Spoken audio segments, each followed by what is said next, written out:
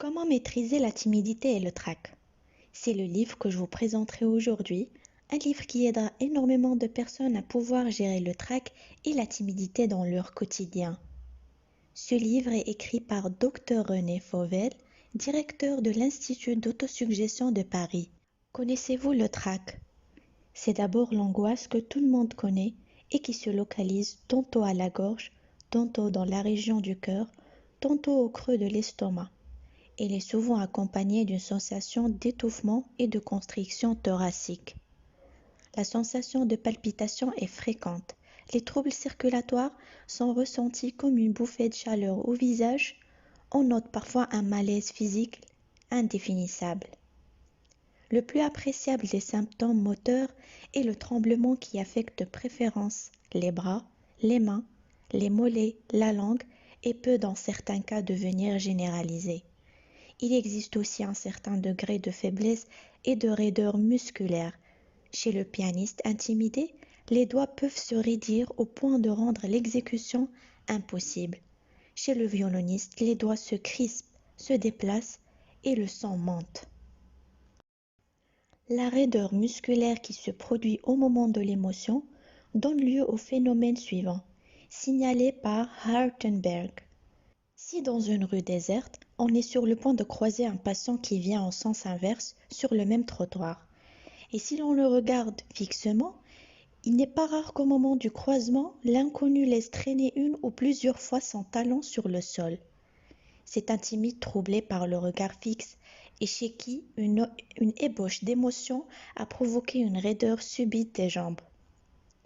L'émotion peut provoquer de l'incoordination musculaire, les mouvements perdent leur harmonie, le timide n'a plus le contrôle de ses gestes. Il devient gauche et maladroit. Ses pieds se prennent dans le tapis, il se heurte aux meubles, fait rouler son chapeau par terre, en voulant le relever, casse un bibelot. Au buffet, il renverse sa tasse de thé ou sa coupe de champagne sur la robe de sa voisine. Il ne sait plus ni marcher, ni s'asseoir, ni que faire de ses pieds, de ses mains, de toute sa personne. Les troubles de l'élocution sont fréquents. Ils relèvent d'une quadruple cause: psychique, confusion mentale, laryngée, spasme des cordes vocales, respiratoire, dyspnée, laryngale et labiale. Le timide présente au moment de l'accès des troubles de l'idéation, en même temps que ses cordes vocales se crispent et dans certains cas refuse tout service, occasionnant un véritable mutisme. La respiration devient plus rapide, le chanteur a du mal à tenir sa note, à filer les sons, il se sent essoufflé. La voix s'affaiblit et souvent détonne. L'orateur trébuche dans ces périodes, la langue, les lèvres, les joues participent aux troubles musculaires. La langue a perdu sa souplesse, les lèvres tremblent, d'où hésitation, bredouillement, bégaiement. 1. Le trac des examens. Les variétés de trac sont nombreuses. Nous allons passer en revue les plus fréquentes. Trac des examens tout d'abord. Bien peu de candidats y ont échappé. Rappelez-vous, timide le valcaire des concours, la détresse infinie de tout et l'être devant l'impuissance à rassembler les idées, à retrouver les souvenirs. À la première question, on voit le candidat pâlir, s'embrouiller dans les phrases les plus simples, qui n'arrivent pas à terminer. Un examinateur malveillant peut lui faire dire les sottises les plus invraisemblables. Le Rhône se jette bien dans la Manche? Oui, monsieur, répondait un jour à un examen Anatole France intimidé. Il arrive que le timide, pour masquer son trouble ou pour triompher, parle sans discontinuer, parfois avec brusquerie, et prend une attitude agressive. Il semble se moquer et indispose son examinateur, alors qu'au fond, il a perdu tout contrôle. Et vous, automobiliste ancien, aspirant au permis de conduire, évoquez vos souvenirs plus ou moins récents. Souvenez-vous de ce jour mémorable où, après une attente prolongée et une conversation qui roulait sur la sévérité de plus en plus grande de l'examen, l'ingénieur vous invita à prendre place près de lui. Vous qui étiez si fier de la façon dont vous aviez conduit les jours précédents, vous considériez ce jour-là avec anxiété tous les organes de manœuvre. Jamais, au grand jamais, votre voiture n'avait possédé tant de boutons, de commandes, de pédales, de cadrans. Essayons tout de même de partir. Après quelques tâtonnements, on retrouve le bouton du démarreur. Le démarreur tourne longtemps sans résultat. Vous avez oublié de mettre le contact. Vous faites un bond brutal et la voiture s'immobilise. Il faut penser au frein à main. Puis vous partez délibérément en marche arrière. Vous appuyez à fond sur l'accélérateur quand vous auriez voulu freiner. Vous calez votre moteur un certain nombre de fois et l'ingénieur vous prie de vouloir bien repasser un mois plus tard, après avoir reçu quelques leçons supplémentaires. Et pourtant, quand vous étiez seul, tout allait si bien. Le trac vous a paralysé. 2. Le trac des artistes. Certains artistes, mais ils sont rares, ceux-là tiennent à leur trac et le considèrent comme un élément nécessaire qui leur permet de développer au maximum toutes leurs qualités et de faire passer leurs émotions jusqu'au plus profond de l'âme des spectateurs, tel Signoret, dont vous avez souvent applaudi le merveilleux talent. À mes questions, Signoret répondit: le trac est une maladie qu'il faut avoir. Il faut plaindre les artistes qui ne l'ont pas. Voyez-vous, monsieur, je pense que le trac est en corrélation exacte de l'importance qu'un artiste donne à son art. C'est vous dire que j'ai toujours eu le trac, que je l'ai encore et que j'espère l'avoir toujours. Je ne regrette pas de souffrir un peu de cette terrible maladie qui, heureusement, n'est que passagère. Je ne le regrette pas car je bénéficie presque toujours d'une rapide et bienfaisante réaction qui me conduit vers le succès. Il est fort probable que Signoret n'a jamais connu le vrai trac, le trac qui fait bondir le cœur, coupe la respiration, rend aphone, fait un trou béant dans la mémoire. Mais il est un trac léger, une émotion presque inévitable qu'un bon artiste ressent au moment de paraître en public et qui, loin d'être nuisible, lui donne une sensibilité plus vive, une compréhension plus poussée du rôle et lui permettent de jouer avec plus de brio. L'acteur est comme grisé. Si donc le vrai trac est un désastre sur la scène, une certaine émotion doit être considérée comme utile et jamais nous chercherons à détruire cette émotion. C'est sans doute ce premier degré de trac auquel Signoret fait allusion. Dans ce cas, je me déclare pleinement d'accord avec lui. Edmé Favart, tout en souffrant du trac, on considère surtout le côté utile, c'est, sans qu'elle doute, un moyen indirect de lutter contre lui. Le trac, dit-elle, maladie des débutants, pense le commun des mortels. Quelle erreur! Il s'accroît au contraire avec la notoriété. Plus on monte en grade, plus on est la victime. La grande Sarah Bernhardt elle-même en a souffert jusqu'à son dernier jour. Ceci est très explicable. La responsabilité de la bataille étant réservée au général et non aux soldats. Ainsi que l'a enseigné Coué, on peut arriver à maîtriser le trac par l'éducation psychique. Pour ma part, je crois que nous devons subir ce divin supplice. Il est un simulant qui nous incite à mieux faire. 3. Le trac des avocats et des conférenciers, qui pourraient croire que des hommes bavards par tempérament et doivent chaque jour prendre la parole en public pour défendre la veuve et l'orphelin sont sujets à des tracs particulièrement angoissants. Et pourtant cela est. On se rappelle Cicéron dans toute la possession de ses moyens, incapable de prononcer son discours le mieux préparé, la Milonienne. Il faut citer, dit Dugas, ce que maître Cléry raconte des émotions, des angoisses qui précédaient les plaidoiries des maîtres du palais, émotions se révélant chez quelques-uns par de véritables souffrances physiques. Paillet, par exemple, le jour d'une affaire importante, s'en allant à pied au palais, rasant les murs en construction, dans le vague espoir qu'une poutre mal dirigée lui casserait la jambe, en disant « c'est ça ce qui serait un bon prétexte pour ne pas plaider ». Et chez Destange, dont la main tremblait si fort qu'il pouvait à peine se raser sans se mettre la figure en sang. Et Bethmon, que j'ai vu au moment d'aborder la barre pris de vomissements presque incoercibles. Au palais, On dit que Waldeck Rousseau, avant de prendre la parole dans une affaire importante, éprouvait les affres du trac. Notons encore la fréquence des débâcles intestinales de Sarcey. Qui devait choisir pour se rendre à sa conférence? Un itinéraire qui lui permettait de passer devant des maisons amies?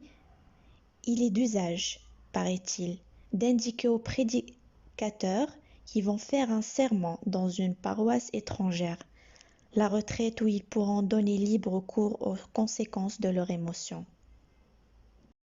Les conférenciers aussi peuvent avoir le trac, mais c'est en général un trac moins violent que celui des artistes. Cela se conçoit aisément. Le conférencier ne fait que parler sans jouer et en cas de défaillance, il peut toujours compter sur ses notes.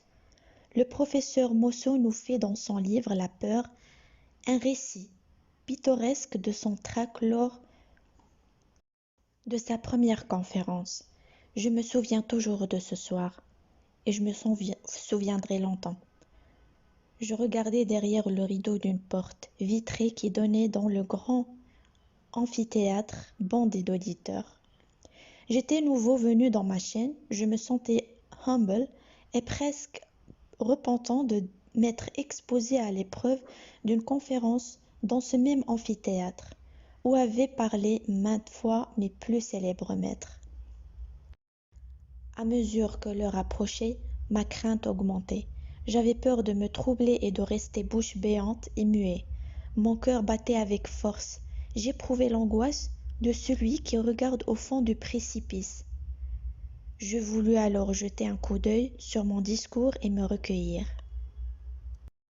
Mon effroi fut grand en m'apercevant que j'avais perdu le fil de mes idées et que je ne parvenais pas à relier les fragments de mon discours. Les expériences que j'avais répétées 100 fois, de longues périodes que je savais par cœur, tout s'était évanoui, comme si je n'y eusse jamais songé. Cette absence de mémoire fut pour moi le comble de l'inquiétude. Je vois encore l'appariteur prendre le bouton de la porte et ouvrir. Puis la porte à peine ouverte, je sens un frisson dans le dos et un bourdonnement d'oreilles. Je me trouve enfin près de la table au milieu d'un silence terrifiant.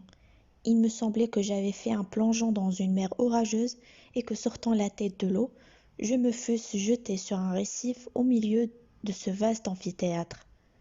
Mes premières paroles produisirent sur moi une singulière impression.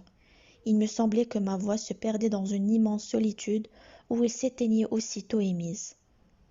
Après quelques paroles prononcées presque machinalement, je m'aperçus que j'avais terminé mon exorde, et je restai effrayé de ce que la mémoire avait pu me trahir à ce point, sur le passage où je me croyais le plus sûr. Mais il n'était plus temps de retourner en arrière. Et je me poursuivis tout confus. L'amphithéâtre m'apparaissait comme un grand nuage. Peu à peu, l'horizon s'éclaircit, et dans la foule je distinguai quelques visages bienveillants et amis sur lesquels mes yeux se fixèrent comme le noyé à une planche qui flotte.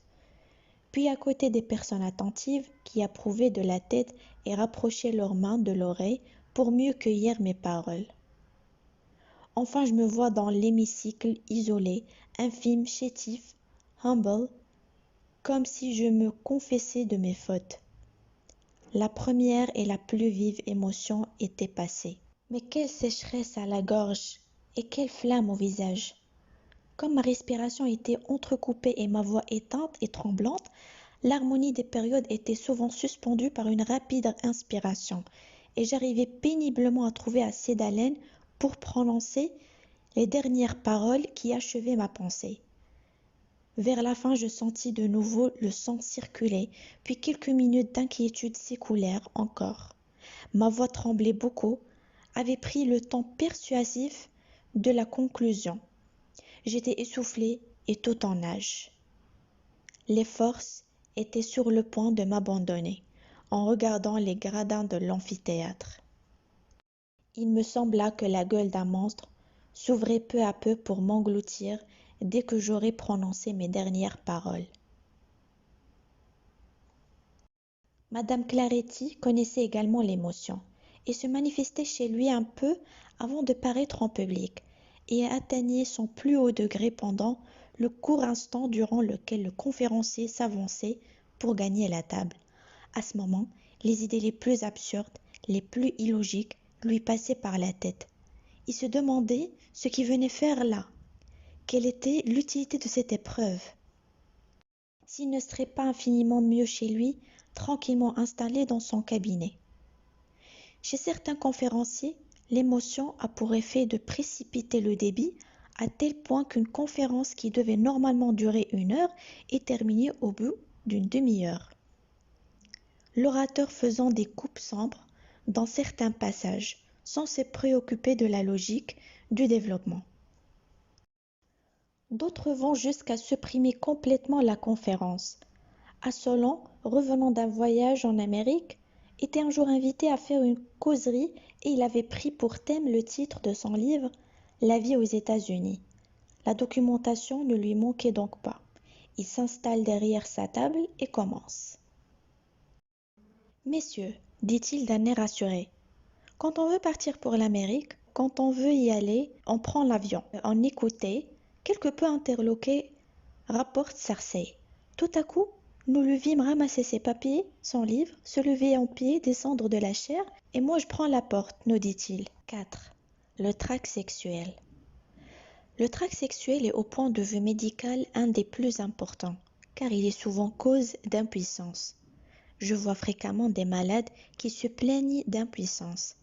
Il n'y en a pas 2 sur 10 chez lesquels on puisse déceler une cause organique. Presque toujours il s'agit d'un émotif qui par l'effet d'une mauvaise disposition physique ou morale n'a pu se montrer à la hauteur des circonstances. Cet échec l'a vivement frappé et tout aussitôt l'idée de l'impuissance l'obsède, le hante. Par la suite, chaque fois que les mêmes circonstances se reproduisent, il se pose le point d'interrogation. Comment vais-je me comporter aujourd'hui? Ou, pourvu que... Il est inquiet, angoissé. Il ne peut s'empêcher de penser à l'échec possible. Plus il veut chasser l'idée, plus elle revient. La suggestion s'est implantée en lui et le torture. Ceci me remet en mémoire une petite histoire qui me fut contée récemment. Un juif polonais avait envoyé son fils à la capitale faire de longues et coûteuses études de physique et de chimie. Lorsque les études furent terminées, le juif appela son fils et lui dit: Tu m'as coûté très cher, mais tu dois savoir beaucoup de choses. Il faut que tu me fabriques de l'or. Fabriquer de l'or, dit-il, le fils estomaqué. Oui, continue le père, il faut absolument que tu le fasses. Tu as dû apprendre cela à l'université. Bien répartit le fils. Alors prends ce mortier et ce pilon, pulvérise, broie ces cristaux pendant 3 heures. Si pendant ces 3 heures tu n'as pas pensé une seule fois au crocodile, tu trouveras de l'or dans le fond de ton mortier. Au bout d'une demi-heure, le juif abandonnait son travail en disant: C'est curieux, moi qui en temps ordinaire ne pense jamais aux crocodiles, je ne pense qu'à eux. Le même phénomène se produit chez l'émotif qui a subi un échec sexuel. Il essaie au moyen de sa volonté d'écarter l'image obsédante. L'imagination est maîtresse. Le je voudrais mais je ne veux pas de Coué reste vrai. Et ceci nous démontre que si l'on veut guérir un impuissant psychique, on devra rééduquer non sa volonté qui ne peut rien, mais son imagination qui peut tout. On accumulera dans cette imagination des idées de confiance qui finiront bien par neutraliser les mauvais souvenirs. Le docteur Kololian, dans une étude sur le tract, cite un cas de tract sexuel qu'il qualifie de rare, mais qu'avec une expérience déjà vieille en la matière, je qualifierais plutôt de fréquent. Il s'agissait d'un jeune ménage. Les premiers jours, le mari timide et émotif n'a pu rendre les hommages merveilleux que la jeune épouse était en droit d'exiger. 2 ans se sont écoulés, le mari se sentait petit garçon auprès de sa femme. Sa timidité et son trac persistaient. Un jour cependant, il eut l'occasion avec une partenaire de passage de constater qu'il n'était pas si petit garçon que ça. Il a divorcé et s'est marié avec sa partenaire d'occasion. Il fut heureux et eut des enfants. Le tract sexuel dépend souvent peu de choses. Le traitement moral tiendra ici la première place. Dans certains cas, la psychanalyse sera utile pour retrouver l'origine inconsciente de la timidité ou du trac. Dans tous les cas, la suggestion est indispensable. 5. Comment vous libérer du trac? A. Selon le mode Coué. Tous les matins au réveil et tous les soirs, aussitôt au lit, fermez les yeux et sans chercher à fixer votre attention sur ce que vous dites. Prononcez avec les lèvres assez haut pour entendre vos propres paroles et en comptant sur une ficelle munie de 20 nœuds. Les phrases suivantes. Tous les jours, à tout point de vue, je vais de mieux en mieux. J'ai confiance en moi. Je suis sûre de moi. Je suis toujours calme, quelles que soient les circonstances. Je parle facilement au public, etc. Faites cette autosuggestion d'une façon aussi simple, aussi machinale que possible. Par conséquent, sans le moindre effort. En un mot, les formules doivent être répétées sur le temps employé pour réciter des litanies. De cette façon, l'on arrive à les faire pénétrer mécaniquement dans l'inconscient. Et quand ils y vont pénétrer, elles agissent. De plus, chaque fois que dans le courant de la journée, vous ressentirez une légère défaillance, affirmez-vous que vous n'y contribuerez pas consciemment et que vous allez le faire disparaître, puis si possible, isolez-vous et étendez-vous, fermez les yeux et répétez les formules de suggestion appropriées. Je suis calme, par exemple, si vous vous sentez agité et nerveux. Ça se passe bien, ça se passe. Si vous rougissez, au lieu de penser comme vous aviez l'habitude de le faire, je rougis, je me sens rougir, j'ai confiance en moi. Si vous êtes pris d'un accès de timidité ou que vous vous sentez perdre pied, 2. Suggestion par la vue. Écrivez en grosses lettres des formules comme celles que vous lisez en lettres grasses à la fin de ce livre. Vous mettez une de ces pancartes au pied de votre lit et vous fixez longuement le point noir chaque soir avant de vous endormir. 3. Suggestion graphique. Vous écrivez vos autosuggestions une vingtaine de fois en prenant soin de bien former vos lettres et vous prononcez vos formules à haute voix en même temps que vous les fixez sur le papier. Cette suggestion, ainsi pratiquée, a l'avantage d'entrer dans le subconscient par 3 chemins différents: l'œil, l'oreille et le muscle. Nous avons très souvent reconnu, par exemple, l'efficacité d'une intervention amicale et souriante au moment où un événement nous bouleverse. Si un ami d'un caractère posé et bienveillant vient nous voir, à ce moment-là, et prononce quelques paroles sages. Nous sentons aussitôt notre tourment décroître, notre inquiétude se calmer, notre trouble s'évanouir. Nous serons donc à nous-mêmes cet ami raisonnable et bienveillant.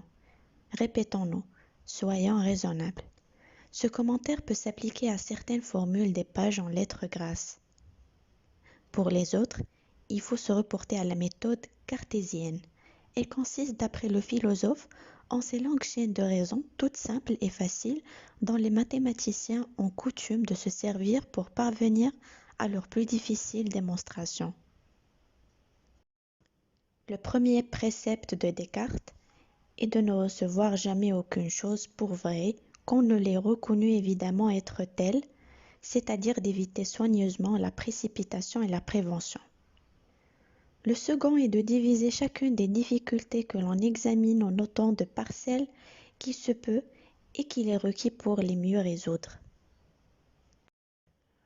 Le troisième est de conduire par ordre ses pensées en commençant par les objets les plus simples et les plus aisés à connaître, pour monter un peu ou pour monter peu à peu comme par degrés jusqu'à la connaissance des plus composés. Un autre moyen de n'être pas rebuté par un travail qui vous paraît difficile est de l'imaginer comme à moitié réalisé déjà et ne présentant pas d'obstacle. D'ailleurs, on connaît la sage parole d'un moraliste: les difficultés ne sont pas faites pour nous abattre, mais pour être abattues. Le timide vaincra donc en se remémorant sans cesse tous ces préceptes, que nous avons condensées en des phrases brèves et frappantes. Ces phrases qui sont autant de suggestions devront être placées sur les tables de travail ou épinglées au mur. Il sera facile ou timide lorsqu'il se prépare à sortir ou à entreprendre une corvée qui l'épouvante, ou à faire des démarches qui d'avance le paralysent de se répéter à haute voix ces phrases stimulantes. Pour l'artiste qui doit paraître en scène, pour le conférencier qui doit affronter un nombre public, pour l'avocat, pour tous ceux qui ont à prendre la parole, nous donnons des formules qui ont fourni les meilleurs résultats à ceux qui les ont employés. Certains objecteront qu'il faut avoir la volonté de se graver ces formules dans l'esprit. Mais il sera facile de leur répondre que cette volonté qu'ils exercent en apprenant leur rôle, en rédigeant leurs conférences ou leurs plaidoiries, il leur est aisé de la mettre encore au service de leur réussite complète. D'ailleurs, la volonté, nous l'avons dit, est moins ici en jeu que l'imagination, et c'est pourquoi vous remarquerez, lecteurs, que dans nos formules, le je veux accompagne toujours le je peux, mais en général, il vaut mieux répéter je suis fort que je peux et je veux être fort. Il vaut mieux dire en cas d'insomnie je dors que je veux dormir. 6. Comment vaincre la timidité? Il faut certes combattre la timidité chez l'adulte qui n'a pas eu la chance de trouver sur sa route, lorsqu'il était jeune, les parents ou les éducateurs qui auraient pu en empêcher l'éclosion. Mais vous qui avez des enfants, vous devez dès maintenant suivre la ligne de conduite que je vais vous indiquer pour éviter chez eux l'apparition de ce handicap douloureux. La timidité est rarement naturelle. Elle n'apparaît chez les enfants que lorsqu'une éducation maladroite les a rendus défiants de leur propre mérite. L'enfant ne naît pas timide, il le devient par la faute de son entourage. Il faut donner à l'enfant dès son plus jeune âge le sentiment de ses responsabilités et l'aider à développer son estime de lui-même. De plus en plus, notamment dans les écoles d'inspiration anglo-saxonnes, les enfants sont poussés à prendre des initiatives et des responsabilités. À l'école, ils élisent un président de classe, l'un d'eux est charge de vestiaire l'antre de la bibliothèque. En classe, au lieu de leur faire annoncer leurs leçons, on leur demande des exposés de questions qui ne soient pas seulement une récitation, mais un agencement original.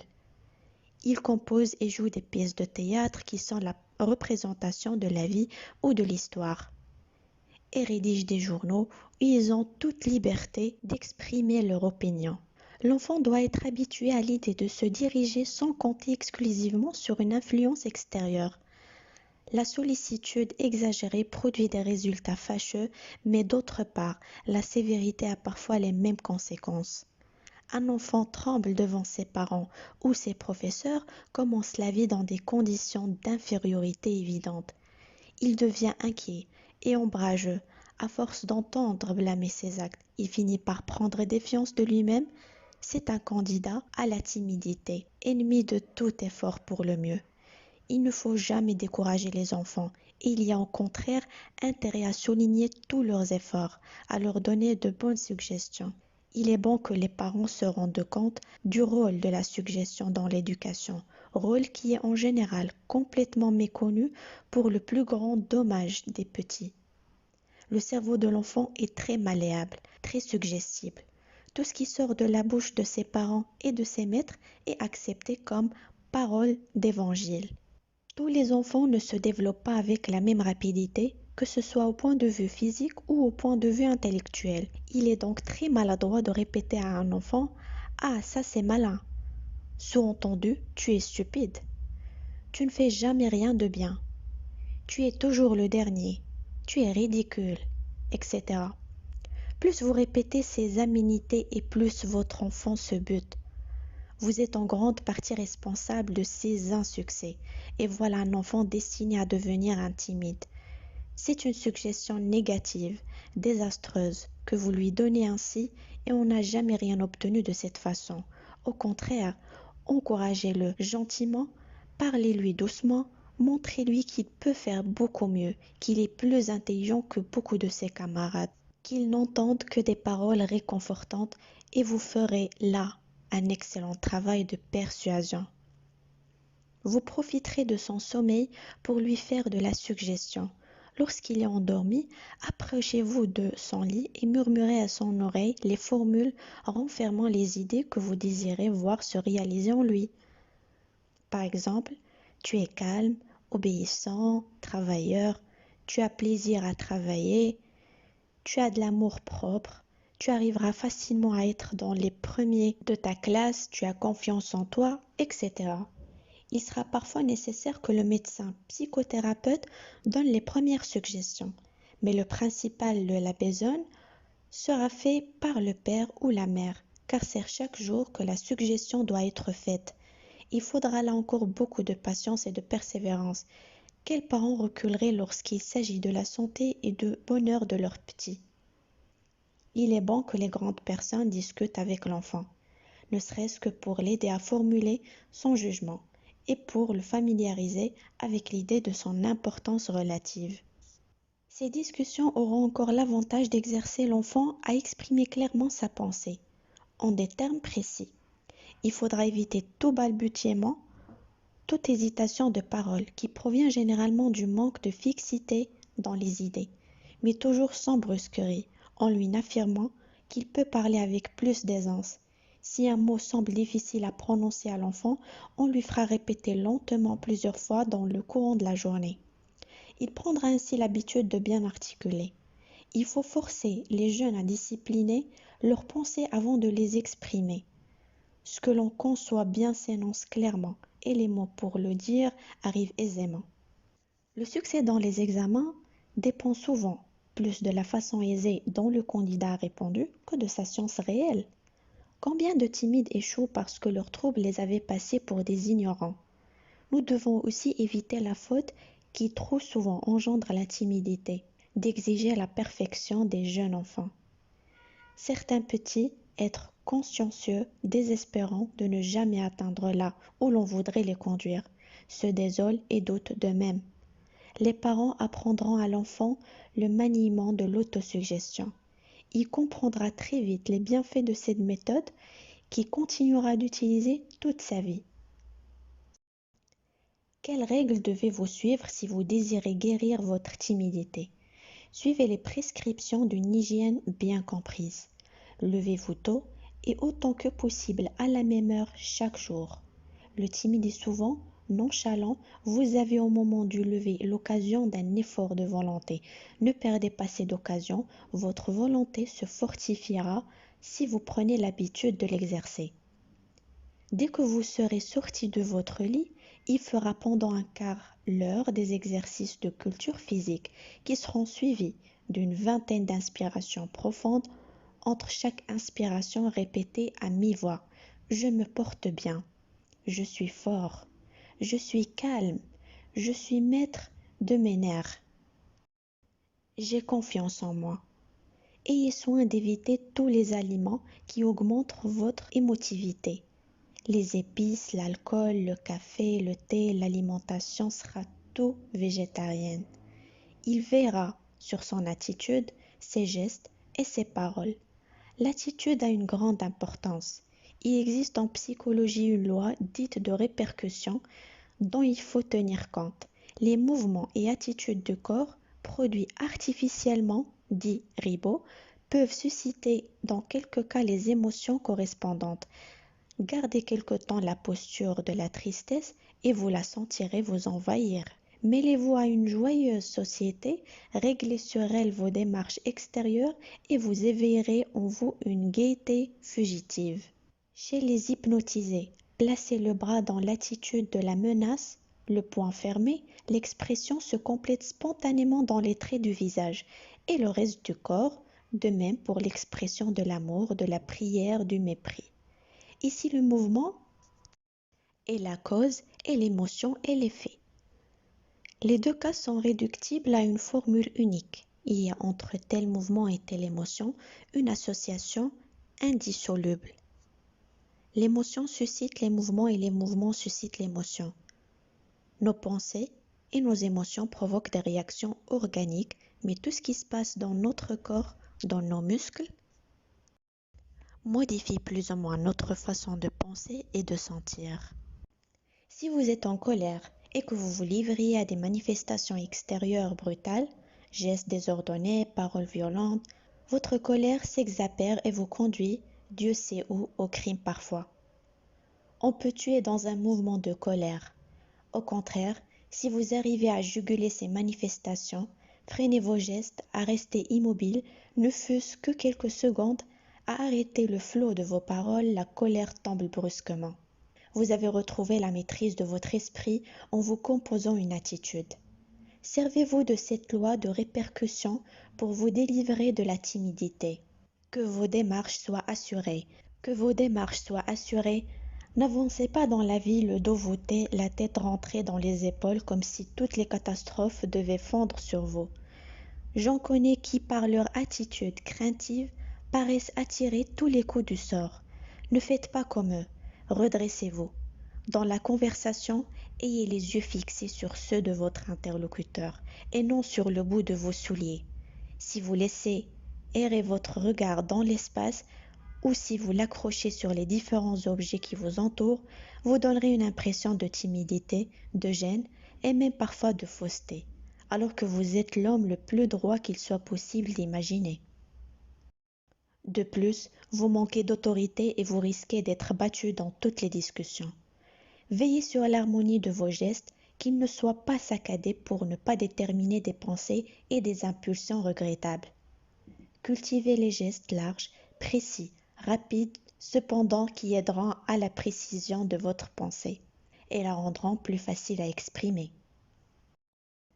Surveillez votre choix, que vous ferez autant qu'il est en votre pouvoir harmonieuse et chaude.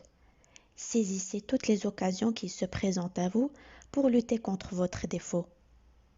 Au moins 3 fois par jour, entrez au hasard dans les boutiques qui se présentent à vous, discutez avec le vendeur de la qualité et du prix d'objets dont vous n'avez nul besoin. Partez sur une phrase aimable, prometteuse d'un achat, le jour où vous aurez plus d'argent. Ce sera pour vous un excellent exercice. Que les vendeurs qui liront ces lignes ne m'en veuillent pas trop. Ils ne perdront pas toujours leur temps. Ils sont suffisamment persuasifs, adroits, s'ils savent trouver des arguments convaincants. S'ils arrivent à suggestionner leurs clients, ils remporteront la victoire. L'acheteur débarrassé de sa timidité, osant enfin parier, dire ce qu'il désire, sera un bien meilleur client. Raisonnez-vous.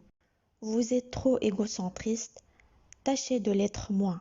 Persuadez-vous que vous n'êtes pas le centre du monde, que tous les regards ne convergent pas sur vous, qu'on ne vous écoute pas avec tellement d'attention et qu'on n'attend pas de vous des merveilles. Si vous vous persuadez que vous êtes le seul à penser tellement à ce que vous êtes, à ce que vous dites et à ce que vous faites, et vous vous serez beaucoup rapproché de la guérison. Quand vous serez bien pénétré de cette idée que les gens s'occupent plutôt d'eux-mêmes que de vous, qu'ils ne passent pas leur temps à commenter vos mots et vos gestes, vous pourrez faire votre entrée dans le salon devant 50 personnes, cela ira très bien. Le soir, avant de vous coucher, vous aurez soin de refaire les exercices du matin, mouvement, inspiration profonde et répétition des formules d'autosuggestion. Une fois au lit, vous ferez votre examen de conscience et vous revivrez les victoires que vous avez remportées sur votre timidité. Ainsi vous accroître votre confiance, puis vous vous livrerez encore quelques minutes à l'autosuggestion. Vous la ferez au bout des lèvres, sans chercher à fixer votre attention, mais en articulant et à voix suffisamment haute pour que vos oreilles l'entendent. Vous vous répéterez des formules de calme, de confiance en vous, formules positives, autant que possible. Toutes ces suggestions s'imposeront à votre esprit pendant votre sommeil. Elles vous procureront des rêves agréables pendant lesquels vous vous verrez tel que vous désirez être fort, maître de vous, prêt à toutes les audaces, et ces rêves deviendront à leur tour des suggestions profitables qui aideront à votre transformation. Si vous éprouvez quelques difficultés à vous autosuggestionner par la parole, enregistrez les suggestions et réécoutez-les ou bien essayez de la suggestion visuelle, comme je vous l'ai conseillé plus haut, Écrivez vos formules sur un grand carton. Attachez ce carton au pied de votre lit. Regardez-le quelques instants avant de vous endormir. Pour qu'il soit gravé sur votre rétine, le subconscient sera approvisionné par l'œil au lieu de l'être par l'oreille. Cette suggestion est puissante aussi, mais le mieux est d'associer la suggestion auditive et la suggestion visuelle, de répéter à mi-voix les paroles en les lisant sur le carton. Que faut-il faire pour neutraliser le trac? Certains auteurs, en particulier Charles Clerk, conférencier de grand talent, prétendent, ce qui me paraît inexact, que le trac réside tout entier dans le manque de préparation. Le candidat sera pris le trac parce qu'il n'aurait pas étudié suffisamment ces matières et s'en remettrait en partie à la chance. L'artiste n'aurait pas assez travaillé son rôle et pour cette raison craindrait les infidélités de sa mémoire. Le conférencier aurait trop compté sur sa facilité d'improvisation. Eh bien non, le trac ne réside pas uniquement dans le manque de préparation. Nous connaissons tous des candidats consciencieux, des artistes qui pendant de longs mois ont composé leur rôle, des conférenciers bourrés de documents qui arrivaient devant le jury ou le public sont désarçonnés par le trac. Néanmoins, nous devons reconnaître qu'une préparation insuffisante prédispose au trac. La base manque, le terrain est mouvant, on a plus de chances de s'enliser. C'est pourquoi celui qui veut échapper à cette hantise devra avant tout se bien préparer. Première condition pour conserver l'équilibre mental. Je viens de vous dire tout simplement, sans gros mots, ce que je pense de la timidité et du trac, et par quelle arme il faut lutter contre ces ennemis de notre tranquillité morale. J'ai laissé de côté le traitement médical peu efficace et le traitement psychanalytique, que j'abandonne à de plus compétents que moi et qui sera utilisé surtout dans le trac sexuel. Pratiquez donc l'autosuggestion, c'est chose facile à la portée de tous et n'étant plus timide, n'ayant plus le trac. Plein de confiance en vous, vous aurez cette désinvolture, cet optimisme qui force le succès. Car la fortune, comme les femmes, réserve ses sourires aux audacieux. Dr René Fauvel, fixez le point noir et laissez les formules pénétrer votre esprit. Sous Word, les vibrations du texte ne sont pas une faiblesse de votre écran. Elles sont destinées à fatiguer votre conscience pour provoquer un léger état hypnotique qui facilite l'imprégnation de votre subconscient. Faites et refaites cet exercice jusqu'au moment où vous sentirez la confiance en vous couler dans vos veines. Associez ces phrases positives à des images d'assurance et de confiance en soi, à des souvenirs positifs. Exemple de quelques phrases positives. Je fais calmement toutes les démarches que je dois faire. Mes explications sont logiques et claires. Elles vont convaincre mon interlocuteur. J'agis selon ma conscience. Je tiens toujours parole. Ce que les autres pensent de moi n'a aucun effet sur moi. Je suis fort. J'ai confiance en moi. Je suis toujours de bonne humeur. Le sourire toujours. Ceux que je vais voir m'accueilleront avec le sourire si je sais leur sourire. Ils m'écouteront s'ils me sentent sûr de moi. Tout ira bien. Je me sens fort. Je suis actif. Je suis maître des circonstances. J'aime parler. Chaque jour je parle avec une grande facilité. Mes associations d'idées sont rapides et logiques. Je sais convaincre mes auditeurs. Mes idées sont claires. Je m'exprime avec une grande aisance. J'articule bien. Ma voix devient de plus en plus chaude et convaincante. Le livre Comment vaincre la timidité et le trac. Comment s'en prémunir et comment s'en guérir. De Dr René Fauvel. Merci pour votre écoute et à bientôt.